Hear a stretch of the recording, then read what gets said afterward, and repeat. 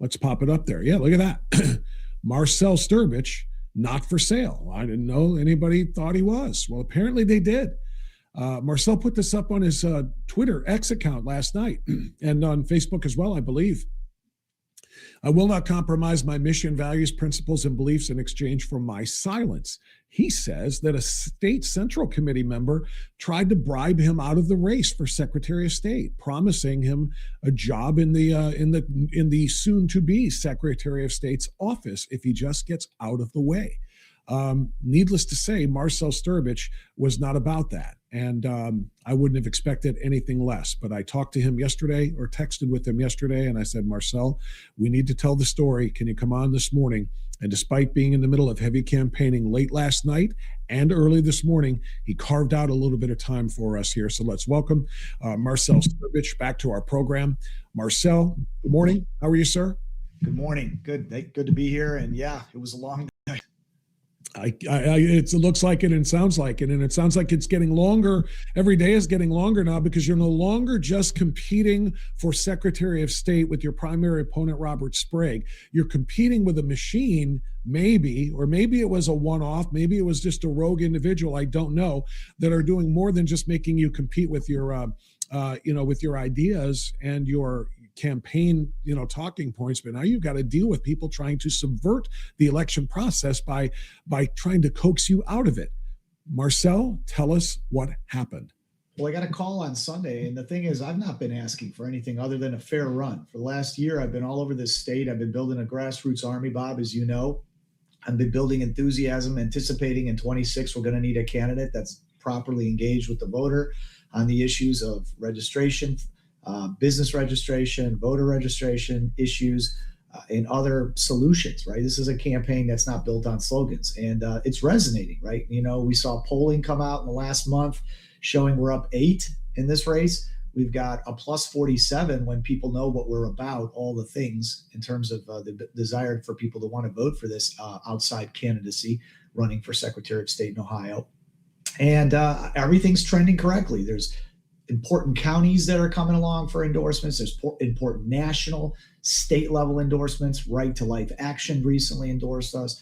All of these different groups came together, and I thought, well, you're doing well. You just got to keep grinding this thing out. And I get a call out of nowhere on Sunday, and it's,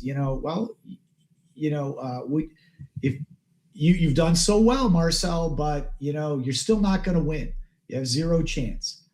And, I just don't buy that. And I don't understand why some people feel compelled to try to draw me out to suspend my campaign in the lead up to the May 5th election and try to broker some kind of arrangement where I could work in the Secretary of State's office, I guess, when I'm the one that's petitioning the people of Ohio to decide if they believe I'm the person that could be the executive. And I know I can, and my background and history indicate that I can.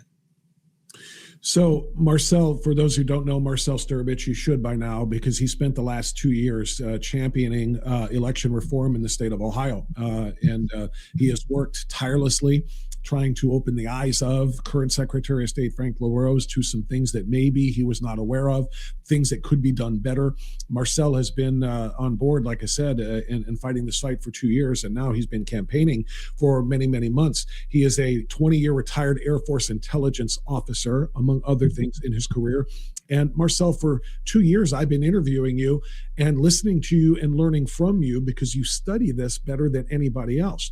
But what really opened my eyes is the last time you and I spoke last month when you were responding to the fraud issues in the state of Ohio.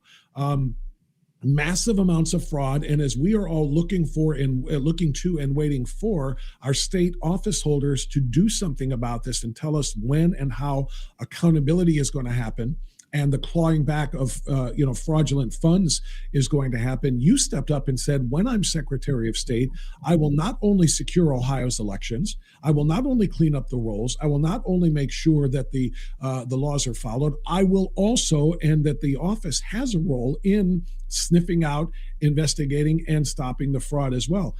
I haven't heard any of that from your opponent, Marcell, and that's one of the reasons why I think you're resonating with so many people and collecting endorsements left and right. Do you think that's why this offer, if you will, this suggestion that you step away came to you? Yeah, and there's some other things going on here too, right? The vice president has weighed in on a competitive race, and so it's putting pressure on the Republican Party and some of the grandees who don't like that necessarily, that intervention. I'm talking about the treasurer's race. I think the treasurer, in this case, one of the candidates wants the party endorsement, the other one doesn't. I tend to align with no party endorsements in competitive primaries, especially candidates that are in the lead, or that are resonating with the voters. Why are we working so hard? That suggests something, doesn't it, about my opponent? He's too weak to win on his own. He claims he has the money, but if he has such money, where's the authenticity? Where's his genuine support across the state? I don't know of any constituency groups that are clamoring for him at this time. I do know that he's built relationships, which is natural in Columbus over 15 years. I know that some people begin to form friendships. And so that's not what the voters looking to 44 members of the state central committee to decide for them, right, Bob? They're looking for us to bring forward the strongest candidate to win in the general. That's people's logic. Politicians' logic is different, right? A newcomer introduces uncertainty and risk from their perspective. Because as you can see from yesterday, in my desire to externalize the conversation that happened to me on Sunday, I'm not for sale. I don't need this job. I'm taking this on as a burden, because if we don't address these fundamental issues, where is our state going to go? That's why I was key on bringing these points up about what the Secretary of State can do to look at business registration and identify indicators after the fact of fraud potentially, and then utilize the resources within that office to then work alongside other executive branch offices. And the thought and process is so simple, but it doesn't seem to be exercised because of lack of political will. My opponent's memorizing my lines. He's running with the positions now. He sounds so much like me more and more. I take that as a compliment, but I have no confidence that he has the understanding to execute my agenda. So I'm continuing in this race. Yeah, repeating your lines and parroting them, essentially stealing them, plagiarizing them is one thing. Having the ability and the willingness to follow through and implement them is another thing. And that's, of course, what I think is resonating with a lot of people. Marcell, I want to share a video here because you're familiar with it. It's one of yours. And I want people to watch this. And I want you to speak to this aspect of the race that you are in. Here we go. Ohio has a political game of musical chairs. The governor used to be the attorney general. The lieutenant governor was just appointed to the U.S. Senate. The auditor is running for attorney general. The attorney general jumped in, then out of the governor's race. The secretary of state is running for auditor. And the treasurer? First he wanted to be governor. For the right reasons, he said. Then flip-flopped to run for secretary of state. Confused? So are most Ohioans. But you know who's not confused? Marcell Strbich, combat veteran, election integrity advocate, husband, father. Marcell Strbich isn't a career politician. He's a political outsider who wants one job: Ohio Secretary of State. While Robert Sprague plays political musical chairs, Marcell Strbich is getting results. He's written election integrity legislation introduced in the Ohio legislature. He sued the Montgomery County Board of Elections in the Ohio Supreme Court and won. And he's serving on a national election task force in Washington, D.C. Marcell Strbich is making Ohio's elections safer, while his opponent just waits for the music to stop. Marcell Strbich for Secretary of State, because actions speak louder than the sounds of political games in Columbus. Marcell, that is a very, very powerful ad, and kudos for explaining all of that. When we talk about the musical chairs game, we talk about some of these state office holders really not necessarily being interested in that office. It's just the next office because they want to be career politicians. It's a very effective ad, in my opinion. It's also a very dangerous one, because you are literally now just, standing up right in the faces of the Ohio Republican political establishment and saying, I am calling all of you out for this. In order to win, you're going to need some allies among them. And I don't mean in the primary, but I mean in a general election, you're going to need them to get all behind you if you do win this primary. So Tell me about the thinking here, because you are exposing and condemning and criticizing the entire ORP. Well, I don't think I'm criticizing the entire ORP. I've made clear that there are some individuals within the ORP. I have excellent relationships. Okay, and I apologize for that. Yeah, that may have been a that's okay. That's right. mischaracterization. The individuals who are part of the ORP. Well, Bob, I'll tell you where you're right. In certain instances, some will interpret it that way. Some will institutionalize themselves as though they are. And that has more to do with their mindset. And the problem of that mindset is that they're there to serve the voters. And so some think that they are more informed than the voters. I think when the voters have a chance to decide on their own, we've done pretty well. We have Senator Bernie Moreno. He's rising star in the Senate. He's taken on a number of issues he said he would do. You have now Vice President Vance. If I recall, and I think you do, it wasn't exactly like the red carpet was rolled out over there in Columbus for either of those two gentlemen. And it's very interesting now because they're weighing in on certain things, certain candidates, certain issues.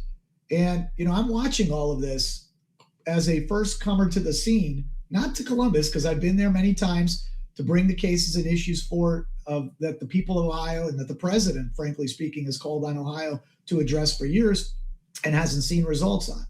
So the actions of a few do not parlay necessarily the outcomes for the many, but, I want to get ahead of that. I want them to understand that this would be a strategic mistake to endorse on February 20th when they meet. And why? It has less to do with me, and it has more to do with the voters who have now seen that I am garnering their interests. I am not pushing this forward so to make myself a commodity like many of them do. I think the issue was they assumed I want a job. I want a job, but I want to earn their job. I don't want any job like my opponent. I want to do the job. And that means I have to be the executive because I know that if I'm not, no matter what I say will not necessarily be executed. And that's the difference. And if people had actually known or cared to know what I am about, which they didn't do their research or they assumed or project themselves onto me and said, surely this guy will just take it and we won't have the headache or the burden of doing this. So they need to think very clearly about this. Whether they like me or not, it's neither here nor there. I would work with any and all of them, even though it's obvious that they have rotated these positions for some time. I'm not judging that. Some of these people want to be, and they pride themselves on being in government and having, like my competitor says, he's tried and tested. That's his leading message to people. Yet you can't find a single accomplishment that he led that stood out that people know. And that's why 84% of Ohioans going into the primary don't know who he is. And that's a person that spent millions of dollars. I've spent a tenth of that, okay, off of small dollar donations, no PAC money.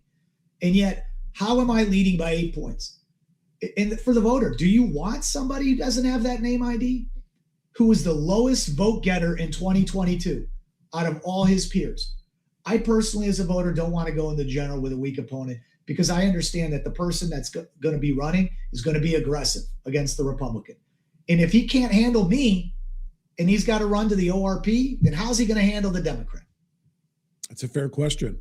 Marcell, going back to the bribe, the coaxing, whatever, the attempt to get you to get out of the race by saying, hey, we'll hire you to work in the office of the next secretary.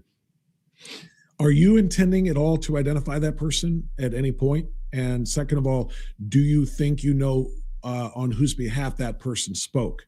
And do you think this was a message that was being sent by a larger organization to you, or was it a rogue individual who just kind of said, here's something we might be able to do? How are you gonna follow this? Bob, none of these things in my mind happen in isolation because they're too big of a thing to talk about, or for somebody to have the so-called authority to talk to me about these things. I don't know if this person operates in good faith or not good faith. I did not feel appreciative of the fact that I wasn't asked about this and whether this is something that I thought was desired or wanted on my part. So from this standpoint, I'm not trying to make this person right now the key part of what's taking place. I think that would take away from it, and then it would force the conversation about that person. I'd like to talk about the grander issue of these type of arrangements and how corruptive of an influence it is on us in the state and in our party. And for sure, I'm one of many that's been presented with some arrangement that could be worked out if they walk away from the whole thing. And they just got to know here.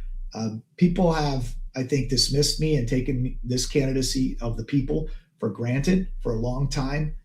They're not gonna be able to do that. I've set my mind to running and finishing the race, whatever the outcome is going to be. And as far as at some point, we'll have to see what the ORP does. Now, if the ORP goes ahead and endorses, I think it'd be appropriate to talk more about it, talk about the involvement of others. But right now, I'd like to see what the ORP does. And I think the position they should take is no endorsement in this race. And I should have the opportunity to run a level campaign without money, extra mailers, discounted mailers going to my opponent, without additional slate cards the party does for my opponent. All that's unnecessary if my opponent truly has the resources to win. Marcell, I agree, by the way, about no endorsement in this race. Is it the uniqueness of this race that makes you say that there should be no endorsement here? And the reason I ask that is, how do you feel about the way the governor's race has gone, and the fact that the ORP did endorse very, very early on before other people even got in? Because now some of the other quote unquote outsider candidates who are running in the primary against Vivek Ramaswamy are screaming there should have been no endorsement here either. So is there a parallel there, or are they two different types of races? How do you feel about that? Well, every race is unique in and of itself. In the past, in the Central Committee, they used to package all these races at the Central Committee, and then they'd vote like in one block. I understand they're not going to do that this time. They're going to evaluate every individual race for consideration, which is better, because prior chairman, again, if they keep their word, but prior chairman would basically vote on a slate of races, and then it's a bulk endorsement, and that's so wrong on a number of levels. I agree 100%. But things are evolving. Now, as far as that race that you talked about last year, it left a bad taste in a lot of voters' mouths. Now, many people looked at it, and it was multifaceted. It looked like the governor was trying to come in and influence that at the last minute with Jim Tressel, which got folks off the sidelines who normally would never endorse and probably won't endorse or vote to endorse in my race either. And they felt compelled to not see this governor after how many years he's been on top to do that. And so he actually caused the part of that. And then we had the involvement at the national level with the candidate coming in. I don't know all the details of it because I was just starting my campaign, but what I do know is I hear it often on the campaign trail. And I think that a lot of members came out of that with competitor opponents. I think 3/4 of the state central committee has a primary opponents now that they have to run against. So a lot of them are looking at this and saying, what came of that? Was that worth it?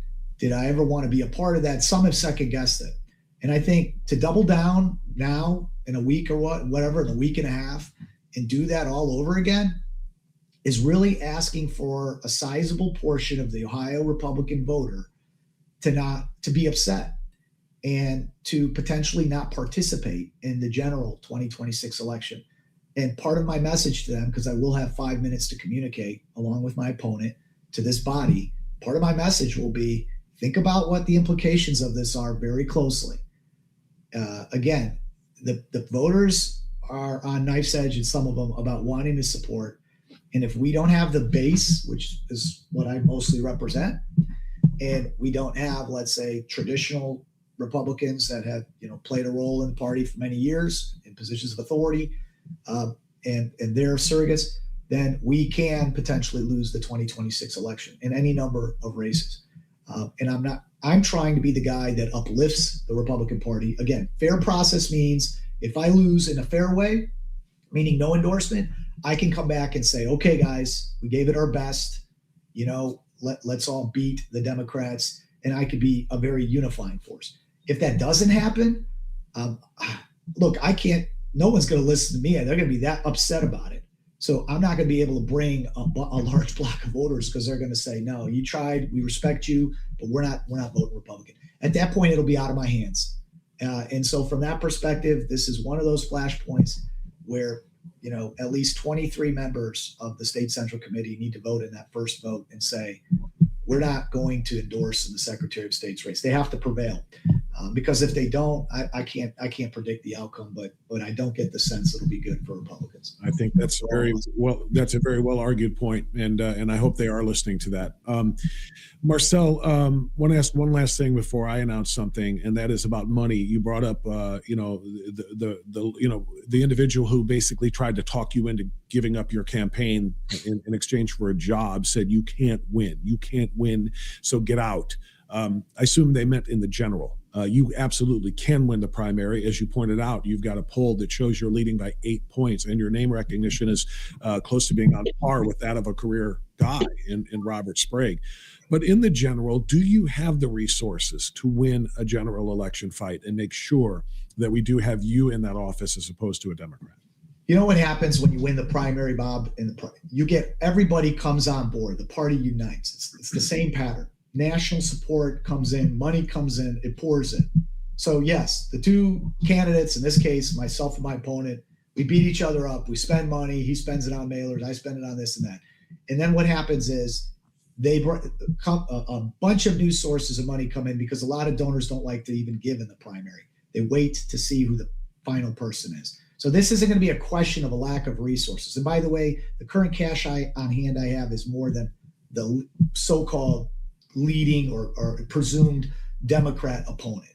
So this is a false argument that's designed to make the incumbent who thinks has the structural advantage, the nod to give them, the push to become the presumptive nominee based on the variables the party creates for them.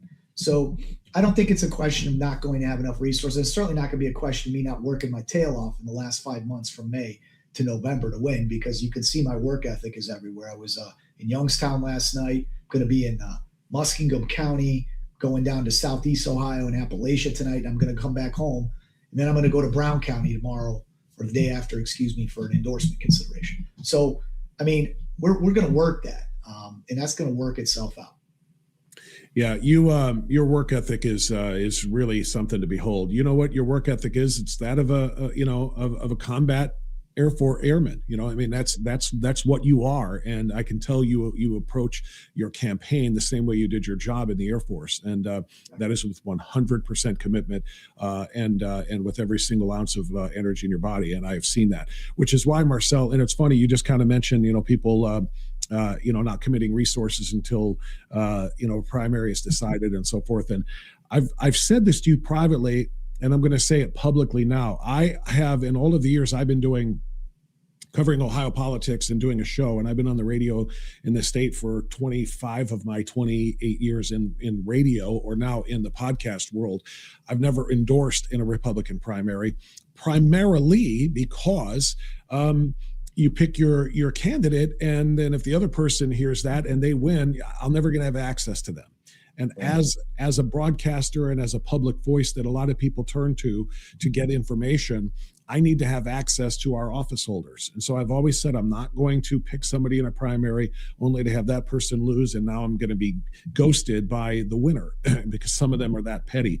Yeah, sure. And it's why I wasn't going to endorse in this race or any other. And I'll say this right up front. This is not a personal slight at Robert Sprague in any way. I think he's done an admirable job as a treasurer.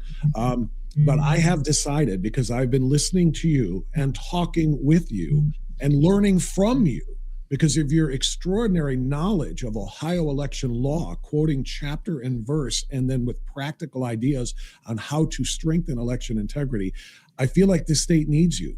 I feel like this state needs you to do the job that a secretary, not just in elections, but in particular that. In the Secretary of State's office, I think we need you. And so I'm kind of breaking from my own personal rule, and I'm throwing caution to the wind here, Marcell. I know you well enough, and I feel like I've learned from you enough to know that you are the person that I'm going to vote for, and you are the person that now has my full and total endorsement for Secretary of State. So I just want you to know that, and I want to make that very public.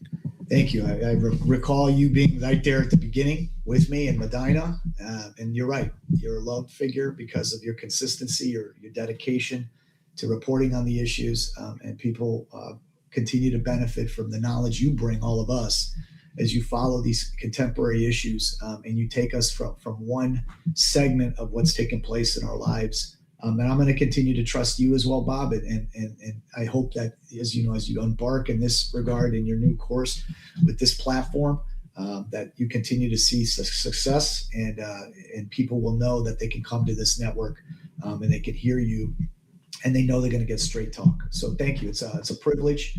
I know that didn't come without real deliberation, and I will not let you down. I will not let these listeners of yours who've gotten to know each other and know us through these interactions. We need strength. We need character. We need backbone in these positions. That is the one way we will restore integrity across our government. So thank you. It is my honor. And those are the things that you have in great volume: strength and integrity and backbone. And that's the reason I feel this way. Marcell Strbich, thank you. I appreciate you coming here to talk to the folks here. And obviously, we'll have you back many, many times, and hopefully over the course of several years as you report back to the constituents who made you Secretary of State in the state of Ohio. Thank you, Marcell. God bless everybody. All right. There you go. That's Marcell Strbich. He is an amazing individual and somebody that I am indeed proud to endorse in this race. It's not something that I considered lightly, as you just heard him say, and as I explained. And I'm very, very hopeful as I roll this dice from an influence standpoint. That if things don't go that way, and that, Robert Sprague happens to be the next treasurer of the state of Ohio, or excuse me, he is the treasurer, the next Secretary of State in the state of Ohio. I hope that, he still says, yeah, I need to reach the constituents. I need to reach people, and I'm going to go to the places where people can hear what I need, what needs to be said. And I hope he will, would come on and understand that. But like I said, some politicians and candidates, and including incumbents, are petty. And I certainly hope, that either one of these guys would be like that, and that they would still want to be heard on a program that people trust, that they come to for fair questions and answers, sometimes debates, but also, most importantly, getting the policy answers that the American people, or in our case, the Ohio people, want. So I'm doing that. I'm endorsing Marcell Strbich for Secretary of State, and I think he's the best man for the job, and I think Ohio needs him. I really do. And I hope that doesn't, like I said, ruffle too many feathers, but it is what it is.